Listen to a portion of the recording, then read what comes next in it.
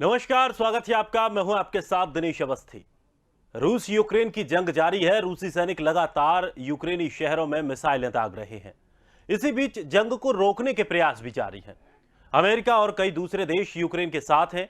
Ukraine के राष्ट्रपति Zelensky ने 3 देशों के नेताओं से जंग खत्म करने को लेकर मदद की अपील की है।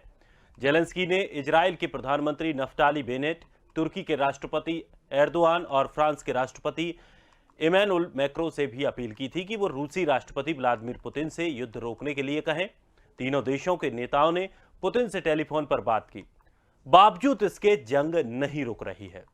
आखिरकार ये जंग क्यों नहीं रुक रही है? पुतिन किसी की बात को आखिर क्यों नहीं मान रहे हैं? और अगर वो ऐसे ही अड़े रहे तो क्या होगा इस जंग का अंजाम? आज हम इसी बात पर चर्चा करेंगे। मेहमान भी हमारे साथ जुड़ रहे हैं। मेहमानों से आपका परिचय कराते हैं। हमारे साथ राजेश भारती, विदेश मामलों के जानकार, अमरदीप त्यागी, रक्षा विशेषज्ञ। दोनों मेहमानों का बहुत बहुत स्वागत है हमारे इस कार्यक्रम में। सबसे पहले राजेश सर, जानना चाहेंगे कि आखिर जब इतने देश लगातार पुतिन से संपर्क कर रहे हैं, सबका यही मानना है कि इस युद्ध से एक जो इसके परिणाम है वो सही नहीं होंगे, एक बड़ा युद्ध भी छिड़ सकता है और बहुत ज्यादा जनहानि भी इससे होगी। आखिर पुतिन चाहते क्या है? पुतिन की योजना स्पष्ट योजना है कि यूक्रेन पे कब्जा करके उसको डीमिलिटराइज करना है, उसको असैन्यीकरण की तरफ ले जाना है। मतलब कि उसके पास जो मारक हथियार है, वैसे हथियार जिससे कि रूस की सॉवरेनिटी को चैलेंज हो सकता है, या नाटो के साथ उसके होने से या नाटो की उपस्थिति से जो खतरा था, या उसके यूरोपियन यूनियन बनने की जो योजना थी। बेसिकली ये बात जो है वेस्टर्न वर्ल्ड को समझना चाहिए था कि नाटो की उपस्थिति रूस के बॉर्डर पे क्यों। ऑलरेडी लाटविया में, लुथानिया में जो है नाटो की उपस्थिति हो चुकी है। ये भी कभी यूएसएसआर का हिस्सा हुआ करते थे। तो यूएसएसआर के डिसॉल्व होने के बाद, डिसइंटीग्रेट होने के बाद जो कई देश बने, उन देशों में नाटो ने अपना विस्तार किया और उसी विस्तार में वो यूक्रेन तक भी विस्तार चाहते थे। तो स्पष्ट योजना है कि यदि कल को हम जो है पाकिस्तान ने जो दोस्ती कायम किया है, या पाकिस्तान ने जिस तरह के संबंध डेवलप किए हैं चाइना के साथ, तो हम उससे असहज नहीं है क्या? और आज पाकिस्तान में यदि जो है पाकिस्तान में चीन की सेना की उपस्थिति हो जाए तो क्या भारत को इससे समस्या होगी या नहीं होगी? तो ये क्लियर कट है कि जिस तरह की स्थिति नाटो ने पैदा किया है, और यूक्रेन के सत्ता तंत्र ने बार बार की चेतावनी के बाद, यूएसएसआर की चेतावनी के बाद जो है उसे इग्नोर किया, और फिर अंततः ये अंजाम तक बात पहुंची है। अच्छा, ये बात करते हुए मेरा ये कहने का मतलब नहीं कि मैं पुतिन को सही ठहरा रहा हूं। देखिए, मानवता, राष्ट्रवाद और राज्यवाद, स्टेटिज्म, नेशनलिज्म, ह्यूमनिज्म, ये सब अलग अलग कॉन्सेप्ट है और ये सब एक दूसरे के विरोधी हैं। ह्यूमनिज्म को स्टेटिज्म से खतरा है, स्टेटिज्म को नेशनलिज्म से खतरा है।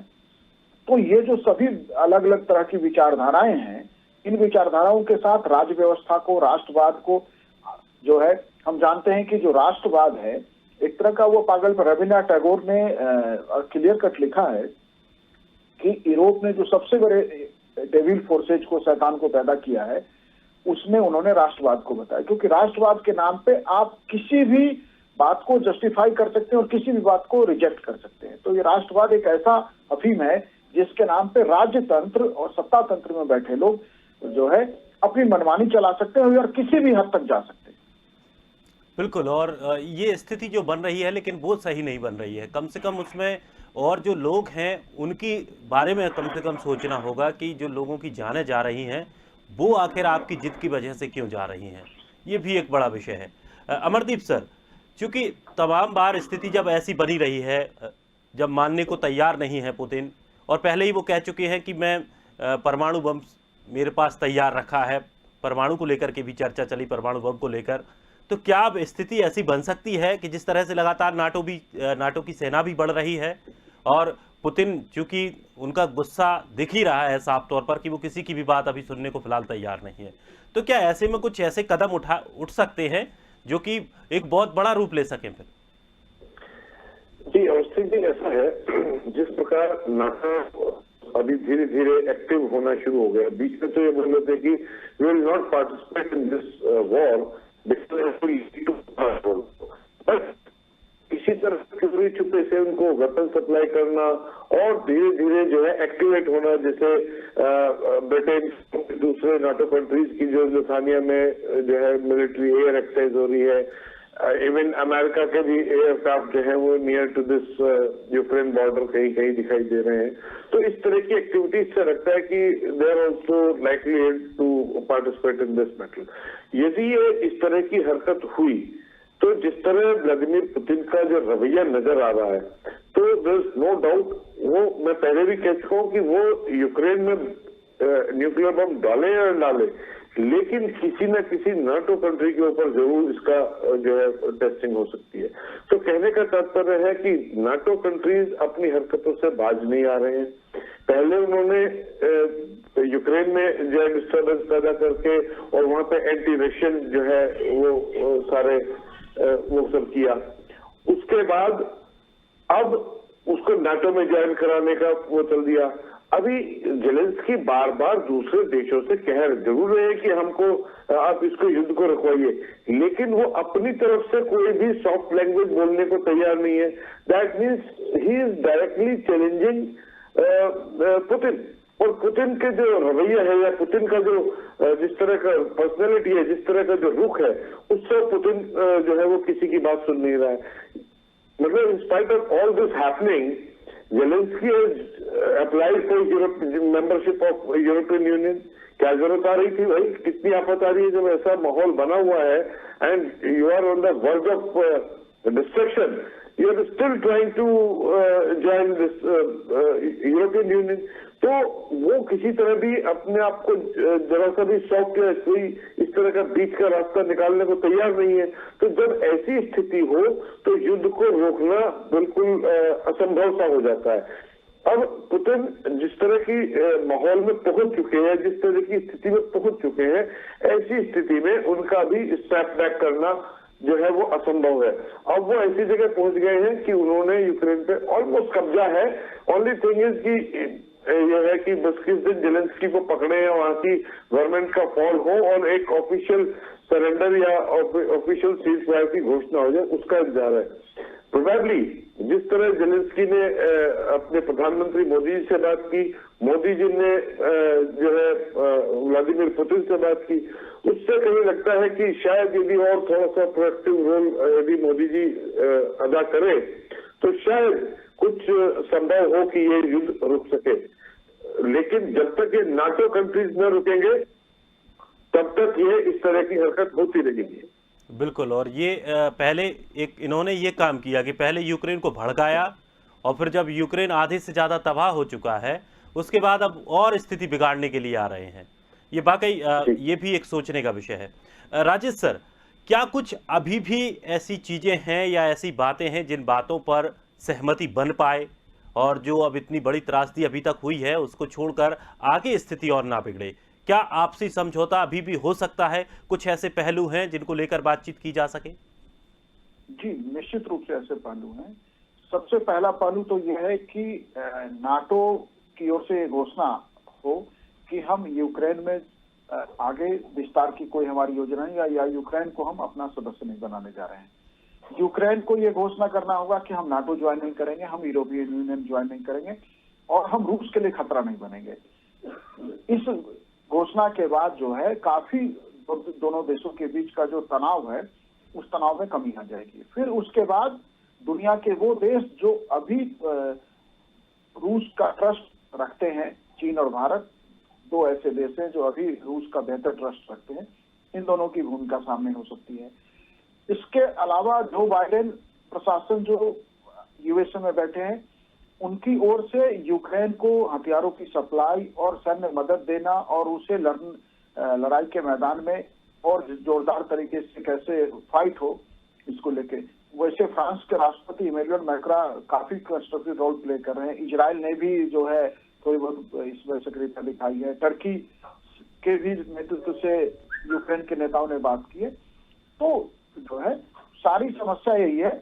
और एक बार को जब ये घोषणा कर दी जाए यूक्रेन की ओर से कि हम यूक्रेन रूस के लिए खतरा नहीं बनेगा, यूक्रेन नाटो ज्वाइन नहीं करेगा, तो इसके बाद जो रशिया का जनमानस है, जिस जनमानस को पुतिन ने रूस के खतरे के नाम पे यूक्रेन में आक्रमण के लिए तैयार किया है, वो जनमानस अपने आप ही जो है रूस की सरकार पे एक दबाव बनाने का काम करने लगेगी।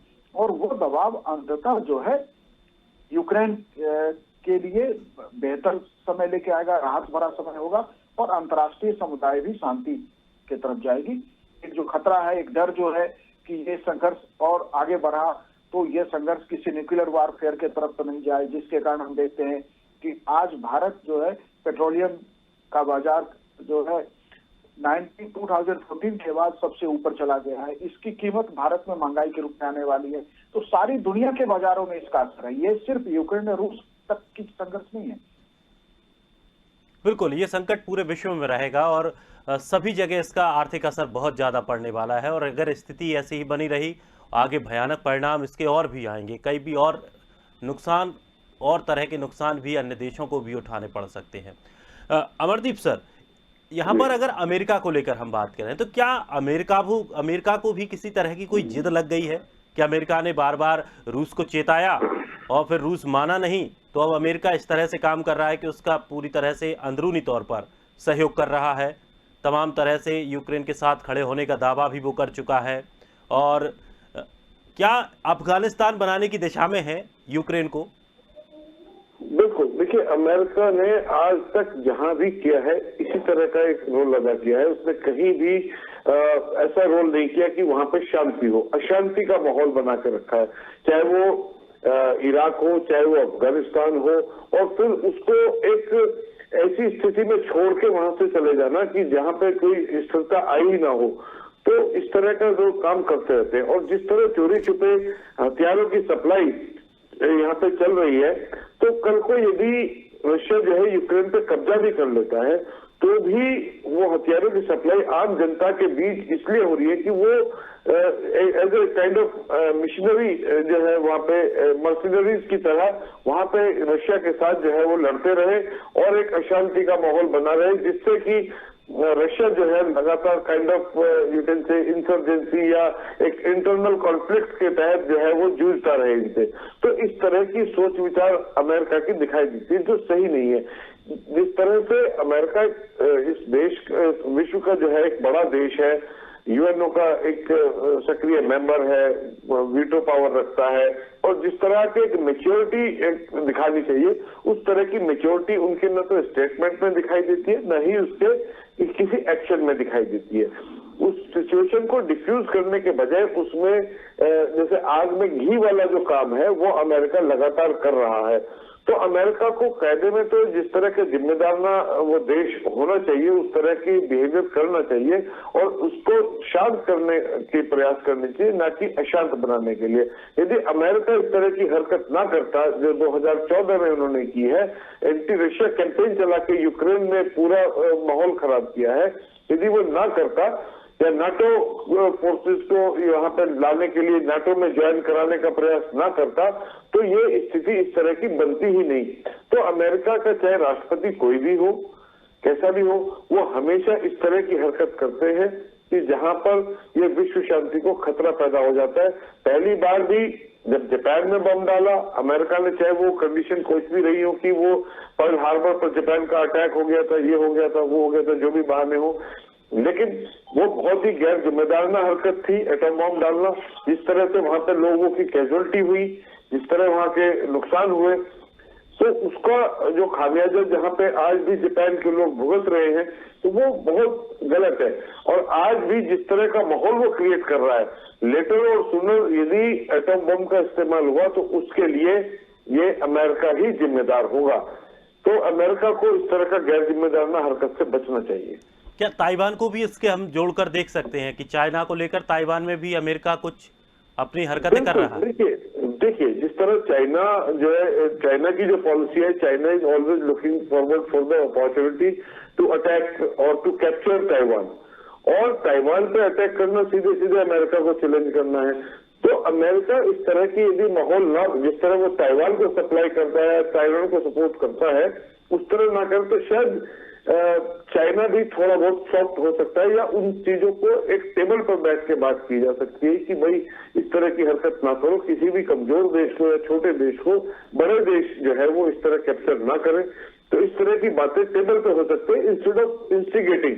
ये इंस्टिगेशन का काम नहीं होना चाहिए। बिल्कुल, यानी दोनों जो दिए हैं उनमें तेल डालने का काम अमेरिका कर रहा है साफ तौर पर। जहां भी अमेरिका को ऐसा लगता है कि कोई कंट्री या बड़ा देश जो अगर अच्छी तरीके से विकसित हो रहा है और अगर वो पावरफुल होने की दिशा में जा रहा है, तो उसको कहीं ना कहीं रोकने की ये प्रयास के तौर पर भी हम इसे समझ सकते हैं।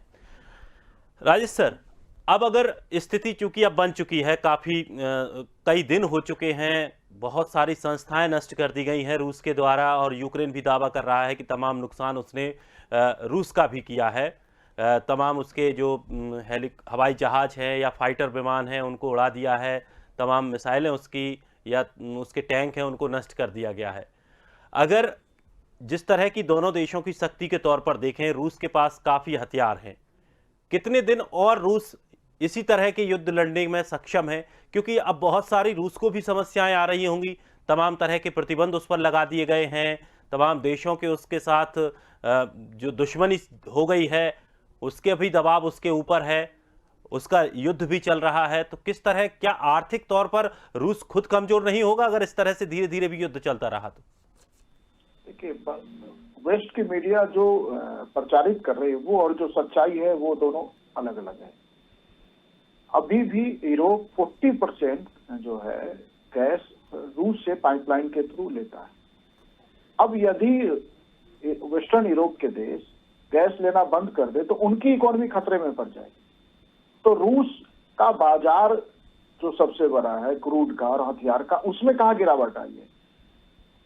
रूस की जो विदेशी मुद्रा की कमाई है या फॉरेन करेंसी है, उसकी इकोनॉमी वो जो है क्रूड गैस और आर्म्स के सप्लाई पे डिपेंड करती है मुख्य रूप से।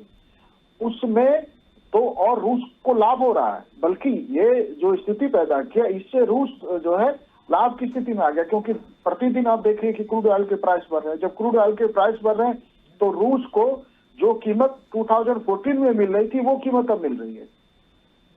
तो रूस इससे आर्थिक खतरे की बात की जो न्यूज आ रही है सामने, उससे सहमत नहीं हुआ जा सकता। दूसरी बात रही कि कितने समय तक ये लड़ सकता है। तो ये संघर्ष जितना बढ़ेगा, क्रूड के प्राइस तो कहे जा रहे हैं कि ये 200 तक को टच कर सकता है। तो उस स्थिति में आप सोच के देखिए कि उससे जो है यदि रूस 1/3 भी अपने गैस और क्रूड का सप्लाई करता है तो 1/3 सप्लाई में भी वो जो है प्रेजेंट में जितने इकोनॉमी में वो आउटपुट है, इनपुट है, वो रेशियो बेहतर स्थिति में चली जाएगी। यानी तो कि ये जो है, हाँ, इससे रूस और रूस की बढ़ रही सैनिक तैयारी तो यूक्रेन के इस संघर्ष की नहीं, ऐसे जो है कई देशों के साथ रूस के जो सैन्य तंत्र है वो अन्य कई देशों के साथ भी एक फ्रंट पे लड़ सकता है। एक बड़ी सेना, दुनिया की एक मजबूत चीजों का जमावड़ा है रूस के पास, सभी तरह से, चाहे टैंक्स हो, फाइटर प्लेन्स हो, मिसाइल्स हो, न्यूक्लियर वारहेड हो, सबमरीन्स हो, सभी फ्रंट पे रूस को इस तरह से हमने, हाँ ठीक है कि कई दिनों का ये लंबा युद्ध खींच रहा है, और वो लंबा इसलिए खींच रहा है क्योंकि यूएन के सर्टेन प्रोटोकॉल्स हैं। उस प्रोटोकॉल में ह्यूमैनिटेरियन लॉ से जो है को लेके बहुत सारे रिस्ट्रिक्शंस लगे हुए हैं। तो अब कोई सेकंड वर्ल्ड वार और फर्स्ट वर्ल्ड वार के तरह का संघर्ष नहीं है कि युद्ध जीतने के लिए जहां चाहें आप कैजुअलिटी कर दें। तो कैजुअलिटी हो रही है, लेकिन ये कैजुअलिटी वो नहीं है जो सेकंड वर्ल्ड वार के पहले होती थी या फर्स्ट वर्ल्ड वार के पहले। आपको जहां मर्जी वहां आप बम गिरा लीजिए, और युद्ध के मैदान में किए गए हर कार्य को जायज माना जाता था। आज ये स्थिति नहीं है। यदि सिविलियन एरिया है, वहां आसपास कोई गवर्नमेंट बिल्डिंग नहीं है, और फिर भी आप का मिसाइल या वहां पे जो है एयर रूट से आपने बम ड्रॉप किया है, तो आपको जो है जनमानस के विरोध का सामना करना पड़ेगा, और इवन आंतरिक जनमानस भी विरोध में आ जाती है ऐसे में। बिल्कुल सर, अमरदीप सर, एक बात यहाँ पर ये भी समझ रहे कि चलिए हम रूस को मानते हैं कि पुतिन अपने गुस्से में हैं या अपने एक उसमें है कि चलिए वो जिद्दी हैं, अपने आगे किसी की नहीं सुन रहे हैं, वो अपनी पूरी शर्तें मनवाना चाहते हैं। लेकिन अगर यूक्रेन को देखें तो यूक्रेन भी तो अपनी जिद पर है। क्या यूक्रेन जेलेंस्की नहीं चाहते कि इतना नुकसान हो रहा है, ना जुड़े नाटो से, जो भी और समस्याएं हैं बैठकर उनको हल किया जा सके? बिल्कुल। देखिए, जैसा आपने अभी कहा कि हम चाहे पुतिन को एक तरह से जिद्दी माने, बिल्कुल विलेन के तौर पर उन्हें देख रहे हैं हम। लेकिन नहीं, हाँ देख रहे हैं, लेकिन आप जरा दूसरे एंगल से देखिए कि कोई भी व्यक्ति इतना बड़ा स्टेप या कोई भी कंट्री इतना बड़ा स्टेप कब लेगा, जब उसके अपने देश को खतरा होगा। अपने देश हित को प्रमुख रखते हुए वो उसने ये स्टेप लिया है, जहां तक मुझे ये नजर आता है। क्योंकि यदि गलती से यूक्रेन पर ये एक्शन ना लेता और यूक्रेन जो है नाटो का मेंबर बन जाता और कल को नाटो फोर्सेस यहाँ बैठ जाती, तो ये इस तरह की त्रासदी या इस तरह की समस्याएं रूस के अंदर देखने को मिल सकती थी। उसके अलावा जिस तरह पुतिन इस ऑपरेशन को कंडक्ट कर रहे हैं, जिस तरह रशियन आर्मी कंडक्ट कर रही है, आज सुबह की रिपोर्ट के हिसाब से यूएनओ ने बताया कि 406 लोग इसमें हताहत हुए हैं, जो मारे गए हैं। तो कहने का तात्पर्य 13 दिन का युद्ध हुआ है, जिसमें इतनी सारी मिसाइल चल रही हैं, इतना सारा बॉम्बार्डमेंट हो रहा है, सब कुछ हो रहा है, उसके बावजूद कुल 406 लोग, it's not a big figure if you consider it's a war.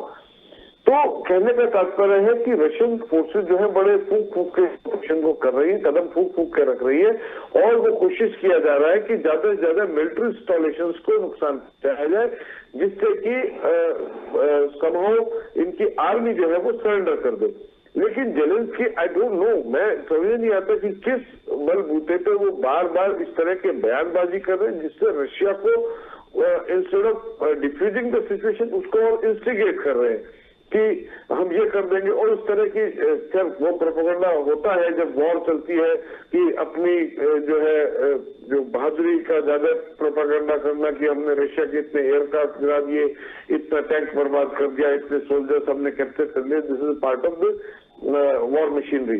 तो कहने का तात्पर्य, लेकिन जेलेंस्की को भी सोचना चाहिए कि किसी तरह इस सिचुएशन को, क्योंकि आज की जो स्थिति में यूक्रेन जो है ऑलमोस्ट, यदि इंफ्रास्ट्रक्चर को देखें, यदि 406 कैजुअलिटीज को हम साइड कर दें, तो उसके अलावा जिस तरह का डिस्ट्रक्शन यूक्रेन में हुआ है, उसको रिकंस्ट्रक्ट करने में भी समय लगेगा, चाहे वो कल को रशिया उसको रिकंस्ट्रक्ट करे या यूक्रेन को, यदि वो यूक्रेन को एक आजाद देश बना देते हैं या उसकी गवर्नमेंट चेंज होने पर उनको एक अलग से डोमिनियन काइंड ऑफ स्टेटस देके उसको रखते हैं, तो भी मतलब इसको रिकंस्ट्रक्ट करने में जो है वो बहुत समय लगेगा।